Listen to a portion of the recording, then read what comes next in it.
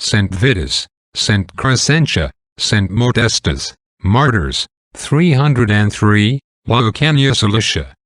These saints are mentioned with distinction in the ancient martyrologies. According to their acts, they were natives of Sicily.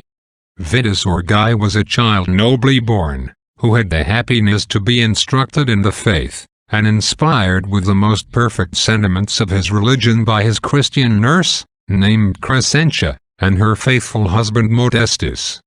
His father Hylas was extremely incensed when he discovered the child's invincible aversion to idolatry, and finding him not to be overcome by stripes and such like chastisements, he delivered him up to Valerian, the governor, who in vain tried all his arts to work him into compliance with his father's will and the emperor's edicts. He escaped out of their hands, and, together with Crescentia and Modestus, fled into Italy. They there met with the crown of martyrdom in Lucania, in the persecution of Diocletian.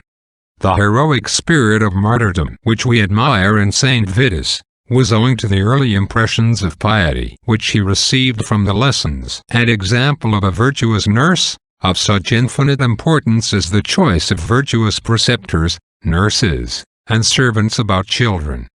Amen. This reflection unfolds the reason why certain courts and ages were so fruitful in saints. The pagan Romans were solicitous that no slave should ever have access to their children who did not speak with perfect elegance and purity of language. And shall not a Christian be as careful as to manners and virtue?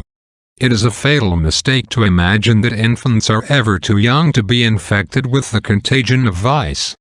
No age receives deeper impressions, or observes more narrowly everything that passes in others, nor is anything so easily or so insensibly imbibed as a spirit of vanity, pride, revenge, obstinacy, or sloth, or harder to be ever corrected.